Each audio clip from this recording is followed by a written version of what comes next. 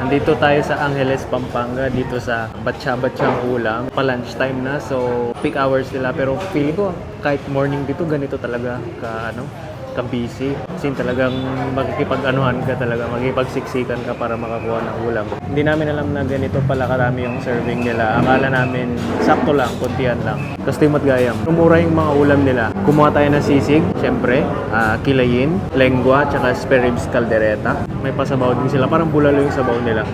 Check natin yung sisig. Yan yung sisig nila, oh. Ang ganda do. Take out mo na natin. So yung sisig nila, napapanood ko sa mga vlog, prito.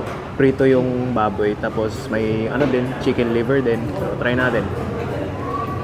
Yung sibuyas na ginamit, puti.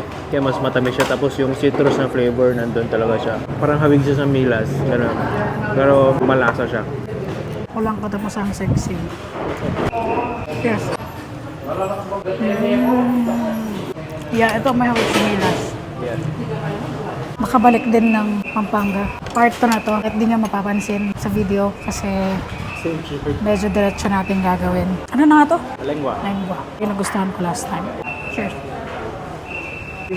Mas mabeefy ito. Para siyang corned beef. Creamy siya pero mas lasa mo yung chunk ng corned beef. Meron. Yung una kasi natin natikman dun sa Honey Bay ata yun. Tama ba? Creamy kagad. Mais pala. Or may bias na naman to kasi first meal na naman natin. Kilayin. Sabi natin nung parang igado ko, may nagalit. Huwag natin banggitin na igado. Pero parang ganun yung lasa eh. So meron siyang baga, atay. Hindi ko lang kung may puso din. Tsaka laman. Try natin. Flavor-wise, may hawig talaga siya sa igado ng mga Ilocano dahil sa yung lasa ng atay. Tsaka yung pork, yung fatty na flavor. Pero ito, mas pronounced yung pagkaasim niya, yung suka. Tsaka yung namnam ng baga. Spare ribs caldereta. Parang may dalawang klaseng caldereta sila. Pinili na lang natin yung spare ribs. Grabe, sobrang lambot na siya. Parang caldereta sa mga fiesta.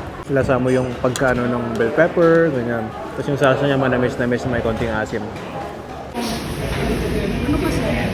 Sa separate na content lang na gagawin namin. Yung sisig dito sa Batcha-Batcha, mas more on chunky siya. Hindi siya masyadong maliliit yung pagkatagtad. Although, wala nang problema yun. So far, ito yung parang clean tasting. Parang mas refined yung lasa. Parang gano'n na hindi ko ma-explain. Yeah, solid contender na sisig to. So far, para sa akin, ito yung nanginabang. Kasi lahat Palaban.